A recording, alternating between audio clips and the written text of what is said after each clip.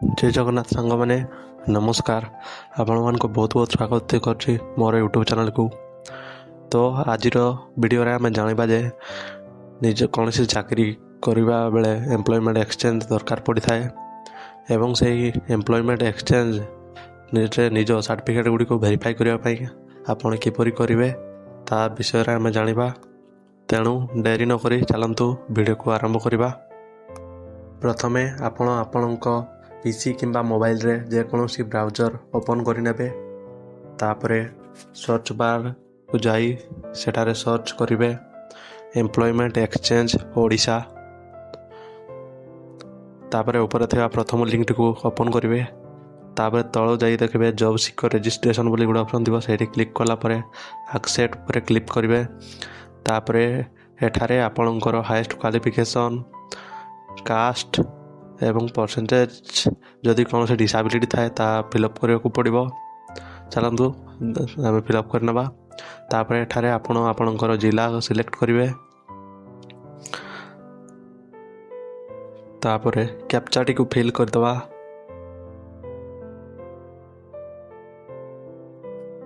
तापर सबमिट कर दियंतु। एबे आपण एठारे आपणकर डिटेल गुडी को फिलअप करेंगे।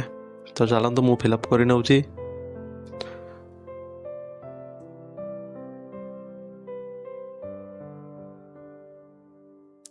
सब फिलअप कर सारा पर आपड़ कैप्चाटी को फिलअप करदे। तापर एठारे निजर पासपोर्ट साइज फोटोटी को अपलोड करेंगे जार साइज 20 KB भितर होता दरकार।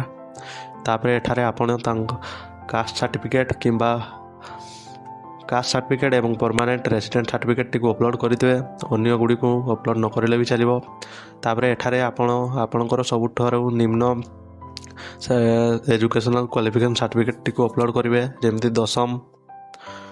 तापर एठारे आपण एग्जाम पास रे भी 10th मैट्रिक पास लिखे एवं बोर्ड रे आपणकर जो बोर्ड रु परीक्षा देते से फिलअप करदे। सब फिलअप कर सारा पर ये आप ध्यान रखिए एठारे सब्जेक्ट गुड़ी को ऐड करेंगे। गोटे गोटे सब्जेक्ट ऐड करने एवं डाहाण साइड पाखरे थिबा सब्जेक्ट टाइप को मेन किंबा ऑप्शनल जहाँ भी सिलेक्ट करने। चलतु मु ऐड कर नउची। प्रथम ओडिया, तापरे इंग्राजी, इंग्लिश,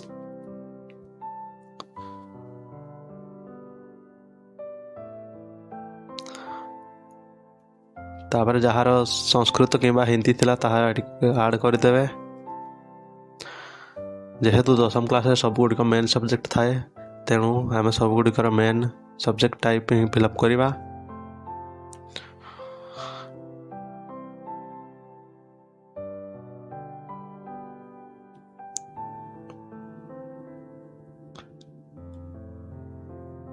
मैथ ऐड कर नेलु। एबे आम हिस्ट्री को ऐड करदवा।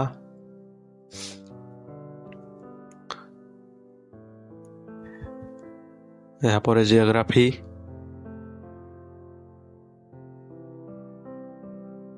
एबे आपण स्पेशलाइजेशन जगार जो सब्जेक्ट आपंकर भल हुए से सब्जेक्ट ना लिखिपारे। तो मोर ओडिया भल हुए तेणु मुझे ओडिया लिखिदेली। एबे ऐड क्वालिफिकेशन ये क्लिक करेंगे। तापर एठारे आपण 12th रो सर्टिफिकेट रे थिबा डिटेल गुडी को फिलअप करने।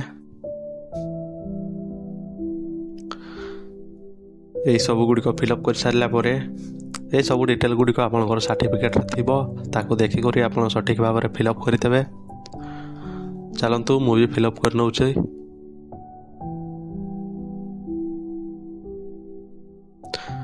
आपण या को गोटे गोटे देखी करी प्रत्येकटी को सठिक भाव में फिलअप करेंगे एवं तले थिबा अपलोड सर्टिफिकेट जगह सर्टिफिकेट को प्रथम सर्टिफिकेट गुड़ी को PDF फॉर्मेट रे 100 KB भितर बने फाइल बनई नेबे। एठारे मध्य तापर सब्जेक्ट को गोटे गोटे ऐड करवा।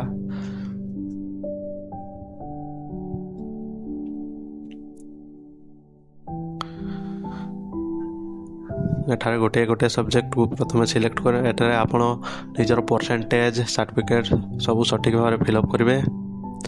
तापर सब्जेक्ट गुड को ऐड करवा। मुझे प्रथम इंग्लिश को मेन सब्जेक्ट हिसाब से ऐड कर दूची।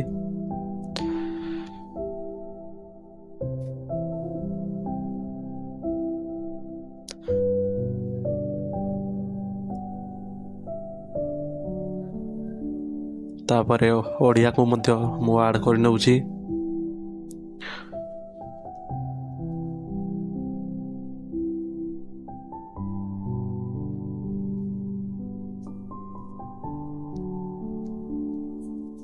ଏହାପରେ ଫିଜିକ୍ସ, ତାପରେ କେମିଷ୍ଟ୍ରି ଏସବୁକୁ ଆଡ଼୍ କରିନେବା। ଆପଣଙ୍କର ଯାହା ବି +2ରେ ଯେଉଁ ଗୁଡ଼ିକ ସବଜେକ୍ଟ ଥିବ ତାହାକୁ ଆପଣ ଆଡ଼୍ କରିପାରିବେ।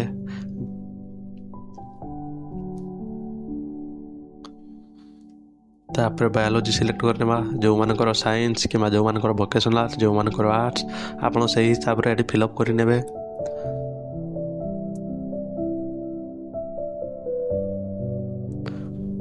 +2ରେ ମଧ୍ୟ ପ୍ରାୟ ବିଷୟ ଗୁଡ଼ିକ ମେନ୍ରେ ହିଁ ଥାଏ, ତେଣୁ ମେନ୍ରେ ସିଲେକ୍ଟ କରିନେବେ। ଏହାପରେ ସ୍ପେସିଆଲାଇଜେସନ୍ରେ ଆପଣ ଯେଉଁ ବିଷୟରେ ଭଲ ହୁଏ ସେଇଟା ଲେଖିବେ। ମୋର ଭୋକେସନାଲ୍ ଥିଲା, ସେଥିପାଇଁ ମୁଁ ଡାଏରୀ ଫାର୍ମିଂ ଫିଲ୍ଅପ୍ କରିଦେଉଛି। ଏହାପରେ ପୁଣି ଦେଖିନେବେ। ଏହାପରେ ଆଡ୍ କ୍ୱାଲିଫିକେସନ୍ ଉପରେ କ୍ଲିକ୍ କରିବେ। ତାପରେ ଏଠାରେ ନିଜର ଗ୍ରାଜୁଏସନ୍ ଯଦି କରିଛନ୍ତି ତାହେଲେ ଗ୍ରାଜୁଏସନ୍ର ସବଜେକ୍ଟ ଗୁଡ଼ିକୁ ଆଡ଼୍ କରିନେବେ ଗୋଟି ଗୋଟି କରି। ଚାଲନ୍ତୁ ମୁଁ ଆଡ଼୍ କରିନେଉଛି। ଜୁଲୋଜି ମୋର ମେନ୍ ଥିଲା। କେମିଷ୍ଟ୍ରି ଯେହେତୁ ମୋର CBZ କୋର୍ସ ଗୁଡ଼ିକ ଥିଲା, ତେଣୁ ମୁଁ CBZ ଲେଖିଦେଇଛି। ଜୁଲୋଜିରେ ମୁଁ ଅନର୍ସ ଫିଲ୍ଅପ୍ କରିଦେଲି। ସ୍ପେସିଆଲାଇଜେସନ୍ରେ ଜୁଲୋଜି ଲେଖିଦେଲି। ଚାଲନ୍ତୁ ତାପରେ ସବମିଟ୍ କରିଦେବା।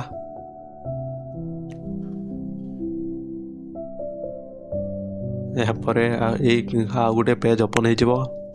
ଏଠାରେ ଆପଣଙ୍କୁ କିଛି ଫିଲ୍ଅପ୍ ନ କରିଲେ ବି ଚାଲିବ, କାହିଁକିନା ଏଠାରେ ଯଦି ଆପଣଙ୍କୁ ପୂର୍ବରୁ କୌଣସି କାମ କରିଥାନ୍ତି ସେଠି ତା'ର ଏକ୍ସପିରିଏନ୍ସକୁ ଆଡ଼୍ କରିପାରିବେ। ଯଦି ଆପଣଙ୍କର କୌଣସି ଏକ୍ସପିରିଏନ୍ସ ନାହିଁ ତାହେଲେ ଆପଣ ଏ ପେଜ୍ଟିକୁ ଛାଡ଼ିପାରିବେ, କିଛି ଅଡ଼ୁଆ ହେବ ନାହିଁ। ଯେଉଁମାନଙ୍କର କୌଣସି ଏକ୍ସପିରିଏନ୍ସ ଥିବ ସେଠାରେ ଏକ୍ସପିରିଏନ୍ସର ସେକ୍ଟର ଏବଂ ଆପଣଙ୍କ ନେମ୍ ଅଫ୍ ଏମ୍ପ୍ଲୟରରେ ଆପଣଙ୍କର ନାମ ଫିଲ୍ଅପ୍ କରିଦେବେ। ଏବଂ ଏକ୍ସପିରିଏନ୍ସ ଟାଇପ୍ରେ ଆପଣ କେତେ କାମ କରିଛନ୍ତି ସେଇ ଏକ୍ସପିରିଏନ୍ସ ଟାଇପ୍କୁ ଫିଲ୍ଅପ୍ କରିଦେବେ। ଯଦି ଆପଣ କୌଣସି ଏକ୍ସପିରିଏନ୍ସ ନାହିଁ ତାହେଲେ ଆପଣ ଏହାକୁ କଟ୍ କରିଦେବେ ଏବଂ ତଳେ ଯାଇକି ନେକ୍ସଟ ଉପରେ କ୍ଲିକ୍ କରିଦେବେ। ଏହାପରେ ଆପଣ ଯେଉଁ ଲାଙ୍ଗୁଏଜ୍ ଗୁଡ଼ିକୁ ଶିଖିଛନ୍ତି, ରିଡ୍, ରାଇଟ୍ କିମ୍ବା ସ୍ପିକ୍ କରିପାରୁଛନ୍ତି ତାକୁ ସିଲେକ୍ଟ କରିଦେବେ। ମୁଁ English read, write and speak ହେଉଛି, ଆଡ଼୍ କରିଦେବି। ଏହାପରେ ଓଡ଼ିଆ ଏବଂ ହିନ୍ଦୀ ଯଦି ଆପଣ ରିଡ୍ କିମ୍ବା ରାଇଟ୍ କିମ୍ବା ସ୍ପିକ୍ କରି ଜାଣିନାହାନ୍ତି ତାହେଲେ ଆପଣ ସେଇଠି କ୍ଲିକ୍ କରିବେ ନାହିଁ। ଯେଉଁଟା ଜାଣିଛନ୍ତି ସେଇଠି କ୍ଲିକ୍ କରିବେ। ଯଦି ଓଡ଼ିଆ ଆପଣ ଲେଖି ଜାଣିନାହାନ୍ତି ତାହେଲେ ରିଡ୍ ଏବଂ ସ୍ପିକ୍ ଉପରେ କ୍ଲିକ୍ କରିବେ ଏବଂ ଆଡ଼୍ କରିଦେବେ। ସେହିଭଳି ମୁଁ ଇଂଲିଶ, ହିନ୍ଦୀ ଏବଂ ଓଡ଼ିଆକୁ ଆଡ଼୍ କରିଦେଲି। ନେକ୍ସଟ ଉପରେ କ୍ଲିକ୍ କରିଦେବା। ତାପରେ ଏଠାରେ ଆପଣ ଦେଖିବେ are you ready two serve.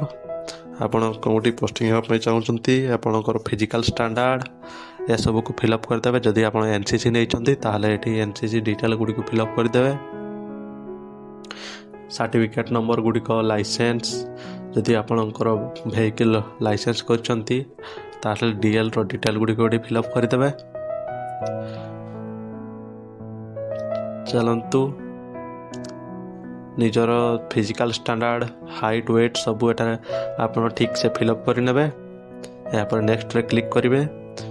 ଏହାପରେ ଆପଣ ଏ ପେଜ୍ଟିକୁ ଫିଲ୍ଅପ୍ ନ କରିଲେ ମଧ୍ୟ ଚାଲିବ।